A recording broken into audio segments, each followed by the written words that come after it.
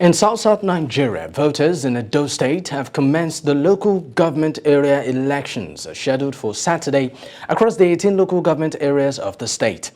The state governor, Godwin Obaseki, says there will be no restriction of movement for the elections.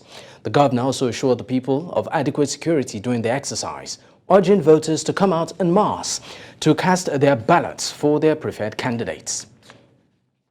Now joining me on the news at this time to speak more on this, particularly from the security perspective, is the police public relations officer at Edo State, Chidi Nwabuzor. Thank you so much for your time, sir.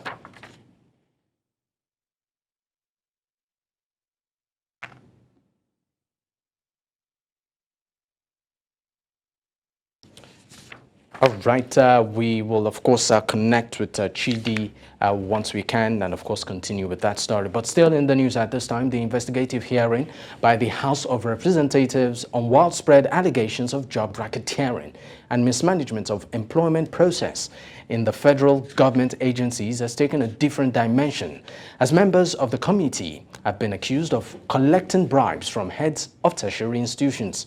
The report, published by a newspaper, alleged intimidation by the committee, forcing heads of agencies to pay bribes to avoid being called out, has however been refuted by the committee. Joseph Idong has more on this. Writing to investigating agency to investigate this matter, because you cannot blackmail one of us or all of us by terming this committee a corrupt committee. The drama over the allegation of widespread job racketeering and mismanagement of over 800 government ministries, departments and agencies continue, with more agencies alleged to have been complicit in the corruption scam.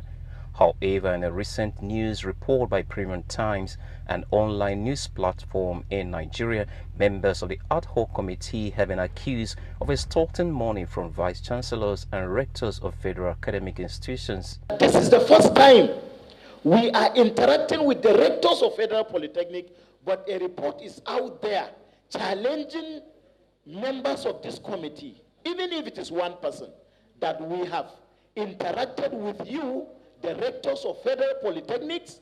An account had been given to you by some members of this committee for you to donate money so that you will be given soft landing. This is unacceptable. It is unacceptable. Yusuf Gagdi doesn't have cap to receive dollars. So also the members of my committee. You cannot get us. Appearing before the committee on separate occasions to respond to the allegation leveled against them, the rectors and vice chancellors denied the allegations of trying to influence the committee. I will say it under oath that we have not received any account number from any member of this committee. That is it, sir. Have you ever appeared before this committee prior to this time? No. There was somebody who suggested, that gentleman, and indicated that vice chancellors who may wish to secure and source some foreign currency from the gentleman, can transfer some money for them to enable them to travel. That is what I know as far as that information is concerned. Let's go back to Edo State in Nigeria, where we understand that the local government election polls is holding. And right now we have, of course, connecting with us is the police public relations officer at Edo State, Chidi Nwabuzor. Thank you so much for your time. Thank you. All right, so let's get straight to it. The elections held in over 4,000 polling units across the 18 local government areas of the state. Can you, keep us up to speed as regards the security situation so far? Just like you've done in your introduction, that we, in Edo State here, we are having a local government election in 18 local governments of the state. And I want to tell you that the election is going on smoothly. The citizens who are eligible, they've turned out to vote the candidates of their own choice. And as the command, Commissioner of Police is working in collaboration with other heads of sister security agencies They have accompanied the Commissioner of Police, Edo State, CP Mohammed Adamu Dankwara, around the city. And as we speak, the city is safe. The entire Edo State is peaceful. All right. Now, of course, there were reports of late arrival of electoral materials in some areas. Now, any idea what was responsible for this, and has this constituted any form of security concerns? Well, I wouldn't know what is responsible for that, but you know that that did not in any way stop the voting exercise. They actually, just a few polling units, we observed that.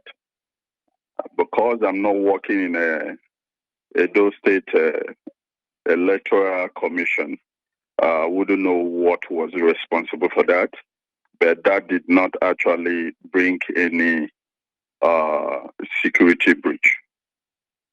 All right, now let's talk about the late reversal of on the restriction of movement. Some have said, complained of low turnout and sort of linked the restriction of movement earlier announced but later reversed as being a reason. Any idea why this happened, particularly from a security angle, and also why was it changed at last minute? Well, my brother, there was never a time we publish any press release that deals with restriction of movement. Early enough, the Edo State Police Command published or released the statement concerning the exercise, and we never said anything about restriction of movement, because when the governor and other heads of security agencies had their security meeting at the government house, the governor, in his wisdom, released a statement that movement of citizens cannot be stopped, cannot be restricted, that they have the liberty to go to anywhere they want to go. So there was never a time we issue out any press release on restriction of movement, because the governor had pronounced that citizens have their freedom to go to wherever they want to go, even as the election exercise is taking place. All right, thank you so much for your time.